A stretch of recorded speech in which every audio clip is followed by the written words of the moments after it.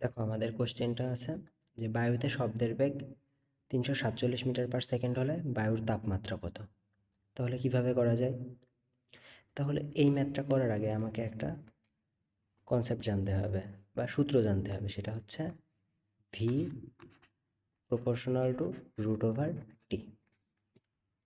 এই ফর্মুলাটা আমাকে জানতে হবে এবং আরও যে জিনিস যেটা জানতে হবে সেটা হচ্ছে 0 ডিগ্রি সেন্টিগ্রেড তাপমাত্রায় বাতাসের যে বেগ হয়, বায়ুতে শব্দের বেগ হয়, সেটা হচ্ছে 330 মিটার পার সেকেন্ড।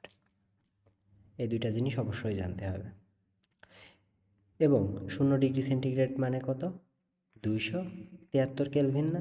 যদি কেলভিনে কনভার্ট করি, কেলভিন স্কেলে নিয়ে যাই, 0 ডিগ্রি সেন্টিগ্রেড মানে 273 কেলভিন। তাহলে এখন আমরা এই ফর্মুলাটা অ্যাপ্লাই করব, ভি প্রপোর্শনাল টু রুট টি।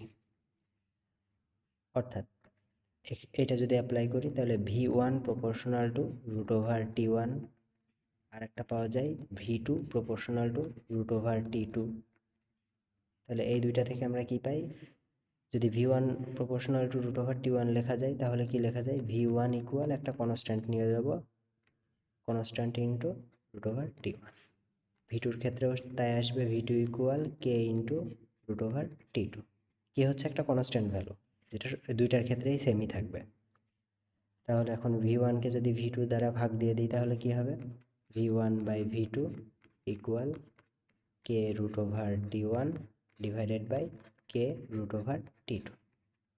তাহলে এটাকে যদি আরও সুন্দরভাবে লিখি তাহলে হবে V1 by V2 equal root over T1 by T2। তোমরা অনেকে দেখবে যে এই ফর্মুলাটা লেখা থাকে ডাইরেক্ট, তো একই জিনিস, এইটাও যেই জিনিস এটাও সেই একই জিনিস। ঠিক আছে, তাহলে এটা দিয়ে আমরা এখন ম্যাথটা করে ফেলি। তাহলে দেখো, তাহলে 0 ডিগ্রি সেন্টিগ্রেড তাপমাত্রায় বেগ কত?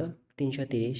আর এই যে টি টেম্পারেচার, টি মানে টেম্পারেচারের, ভি মানে ভেলোসিটি, বেগ, টেম্পারেচারগুলো সবগুলো কেলভিন স্কেলে দেওয়া থাকবে। ঠিক আছে, তাহলে এখন আমরা T1 কত ধরি? T1 সমান যদি 273 কেলভিন ধরি, তাহলে আমরা V1 কত? 273 কেলভিন অথবা 0 ডিগ্রি সেন্টিগ্রেড তাপমাত্রায় বেগটা কত ছিল? 330। এটা মনে রাখতে হবে। এবং আমাকে বের করতে হবে কি, যে T2 দেয়া আছে, T2-র মান কত? আচ্ছা, T2 আমাকে বের করতে হবে টেম্পারেচারটা কত, আর V2 দেয়া আছে কত? 347 মিটার পার সেকেন্ড। এটা হচ্ছে কেলভিন। তাহলে ফর্মুলাটা অ্যাপ্লাই করি, V1 বাই V2 সমান root over T1 by T2। তাহলে ফর্মুলাটা অ্যাপ্লাই করি, V1 বাই V2 অর্থাৎ 330 by 347 equal root over T1 by T2, 273 divided by T2। তাহলে দুই দিকে স্কোয়ার করে ফেলি, স্কোয়ার করে ফেললে কত হয়? 333 ডিভাইডেড বাই 347, এই জিনিসটাকে যদি স্কোয়ার করি তাহলে আসে হচ্ছে 0.9044। এটাকে ডিভাইড করে স্কোয়ার করে ফেললাম, তাহলে এইদিকেও যদি স্কোয়ার করে ফেলি তাহলে আসে 273 বাই T2। অতএব এখান থেকে T2-র ভ্যালুটা কি পাই? 273 বাই 0.9044। ভ্যালুটা কত আসে? 273 ডিভাইডেড বাই, অর্থাৎ 301.85।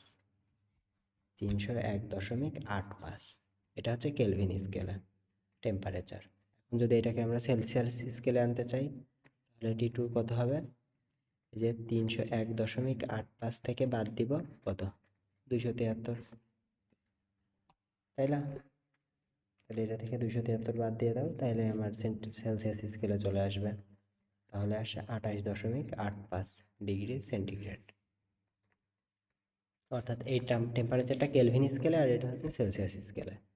আর তোমরা যারা ভুলে গেছো সেলসিয়াস থেকে কেলভিন স্কেলে কনভার্ট করা, তাদের জন্য ফর্মুলাটা লিখে দিচ্ছি, যে হচ্ছে কোনো টেম্পারেচার যদি কেলভিন স্কেলে হয় আর টেম্পারেচার যদি সেলসিয়াস স্কেলে হয় তাহলে এটা কিভাবে সমান হবে।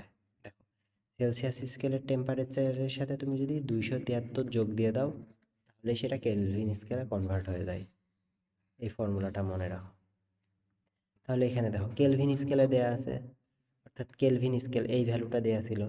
তাহলে এখন তোমার টিসি সেলসিয়াস স্কেলে বের করতে হবে। তাহলে কি করবা, টিসি ইকুয়াল কি লেখা যায়, সেলসিয়াস স্কেলে দেয়া আছে টিকে মাইনাস 273 না। তাহলে দেখো এই কাজটাই আমরা করেছি এখানে। দেখো কেলভিন স্কেলের তাপমাত্রা থেকে 273 বাদ দিয়ে দিয়েছি, বাদ দেওয়ার পর যে টেম্পারেচারটা পেয়েছি সেটা হচ্ছে সেলসিয়াস স্কেলের তাপমাত্রা। সেলসিয়াস থেকে, এই যে সেলসিয়াস থেকে কেলভিনে কনভার্ট করার এই ফর্মুলাটা মনে রাখতে পারো। তাহলে ম্যাথের অ্যান্সার হচ্ছে 28.85 ডিগ্রি সেন্টিগ্রেড অথবা 301.85 কেলভিন। Thank you.